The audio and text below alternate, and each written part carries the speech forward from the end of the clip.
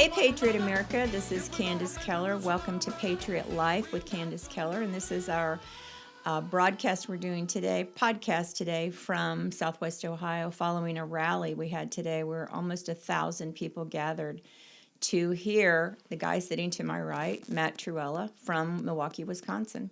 And Matt is not only a pastor, but the father of 11 and the author of a book that I love, that you need to buy, that changed my life, called The Doctrine of the Lesser Magistrates. And this is a book, it's a short book, about an hour read, that you will read over and over again, and I highly recommend it to anyone. So I want to ask you, Matt, thank you for being here. Hey, thank you. What is this book about, and why did you feel the need to write a book like this? Sure. Well, the book is about the doctrine of the lesser magistrate. The doctrine was first formalized in 1550 in Magdeburg, Germany, by the Christian ministers there. And what the doctrine is, just to make it simple for everybody, is that when the higher ranking civil authority makes unjust or immoral law, policy, or court opinion, the lower or lesser ranking civil authority has both the God-given right and duty not to obey the superior authority, and if necessary, to actively resist them. So this doctrine was first formalized by Lutheran ministers in Magdeburg, Germany, and then it was taken by other of the reformers and furthered. For example, Christopher Goodman in England, John Knox in Scotland.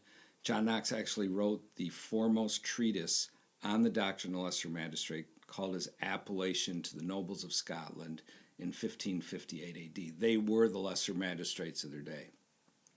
And I wrote it because we need application of this doctrine in America today. The lawlessness of the federal government, the lawlessness of these governors in state after state needs to be checked. Interposition must take place in order to see order restored, because they're the ones acting lawlessly. A story that I love to tell is about Madison County, Illinois. Governor Pritzker, last May, the governors were making their new orders every 72 hours, you may recall. And his latest new order was, he told the people of Illinois that no businessman can open his business until I say you can open it. And if you open it before I say you can, then you will now be arrested and charged with a misdemeanor crime.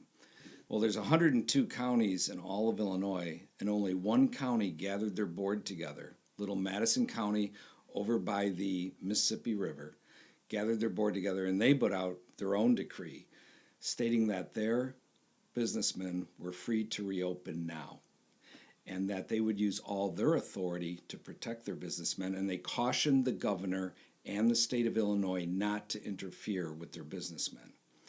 Well, Governor Pritzker responded in good tyrant fashion, and he said, well, I'll take away all your federal funding, and I'll slap you around the room, the usual tyrannical stuff. And he kept talking about it for a week, the governor did, what he's going to do to Madison County. Well, after 7 days, after Madison County made their proclamation, the Illinois State Police put out a press release declaring that they would not arrest anyone, not any businessman in the whole state of Illinois that opened their business before the governor said they could open their business. And the very next day after that, the governor rescinded his order. That's how the doctrine of the lesser magistrate is meant to work. The lesser authority doesn't go along with the tyranny and rebellion of the superior authority. Rather, they do what's right, and they check the superior authority to bring order back to society. Okay, so right now, most of the people watching us are living under governor's orders to wear a mask, which is what everybody seems to be talking about a lot. What can people do to put this into practice regarding mask wearing in Ohio right now? Yeah, well, we saw in our state that I'm from, Wisconsin, we had over 30 different counties where the sheriffs made clear we would not uphold this mask order from the governor. I mean, they all put out press releases. We're not following this order from the governor. Because a lot of people do say it's the law. It's not a law. It was only the legislature can make law. The governor's part of the executive branch. They do not get to make law. So anyway, that's what, the sheriffs did there. Regards to the individuals, everyone should just not wear the mask. A lot of people see the sign on the door, must have a mask to enter. What you have to understand is the business owners have been forced to put those signs up under threat of retaliation by the state if they don't put them up. But if you walk in without the mask, you'll find out that 99.9% of the time, the business owner never says anything to you. No customer says anything to you. You're actually helping them by not going along with this nonsense, because that's what it is. The whole mask wearing thing doesn't do anything to protect us from this virus. What they've done is they've made this virus, which is a molehill, into a mountain. And tyrants have realized that the narrative of a virus is a great tool to bring a tyranny upon a people. And because it produces fear and hysteria amongst the people, so the state is able to more readily get away with doing things they wouldn't be able to get away with outside of this threat of a virus. They have no intention of seeing it end. You can't appease tyrants. You have to confront them. And if you think by complying with the mask and then complying with the vaccine and on down the line is going to bring you back to normal, you're living in a fantasy land. There will always be more. They want to do things they have no constitutional right to do. And these constitutional rights and liberties that we have in America are rights that men fought, bled, and died for us to have. We have no right to glibly give them away. So in Ohio, we have our governor and our health director believe they have the authority to do this. So that only, as a former legislator myself, I have to think that the legislature must act and act quickly and aggressively. So is that true, and what can they do? Well, the problem we've had with the legislatures is since all this began, there hasn't been one legislature in the entire country that has done their duty and checked one of these lawless governors. Not one.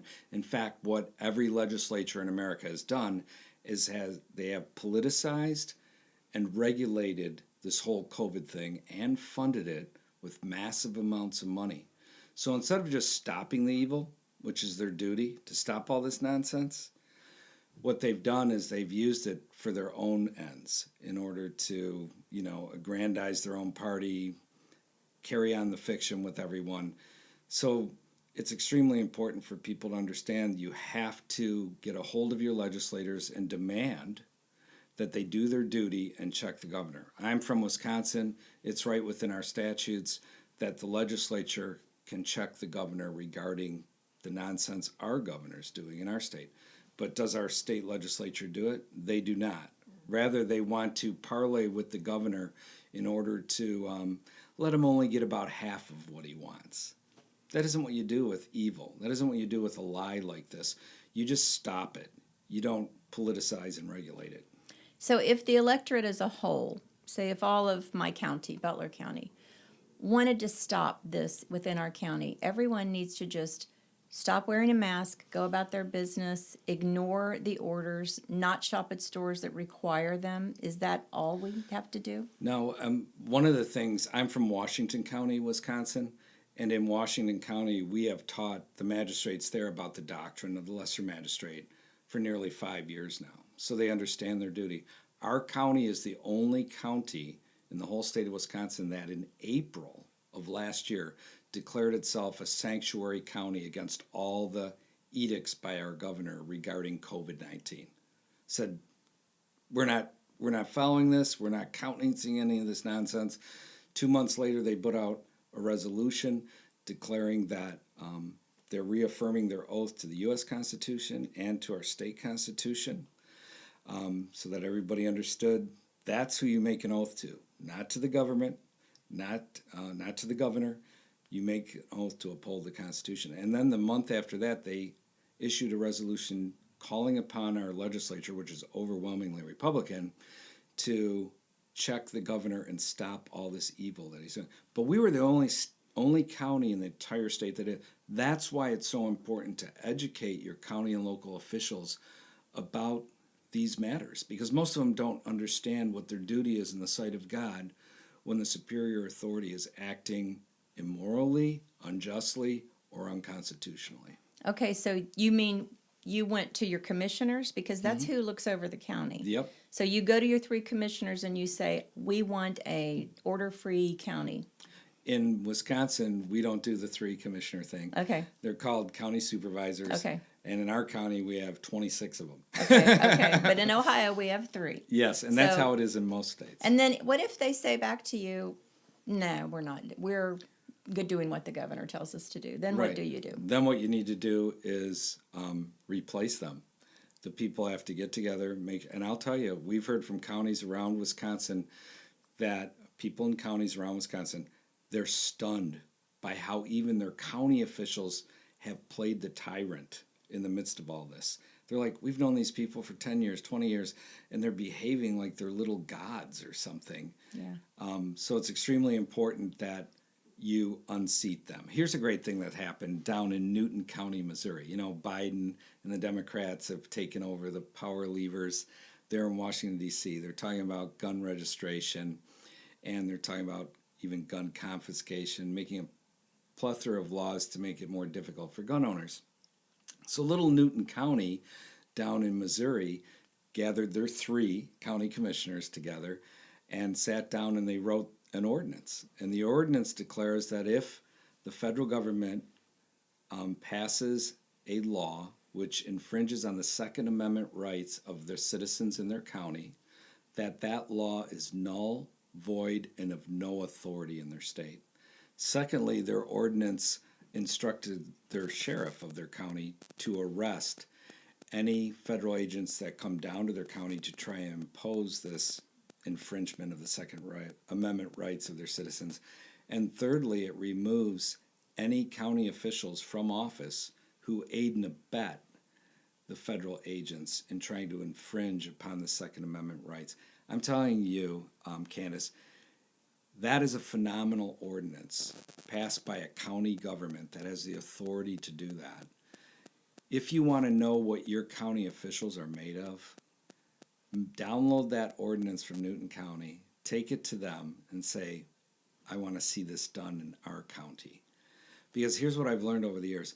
Men love theory, and they'll agree with you all day long as it's theory. Mm-hmm. But when you actually give them application, something concrete to do, like, okay, pass this ordinance to protect the citizens regarding their Second Amendment rights, that's when you'll discover who's sitting across the table from you.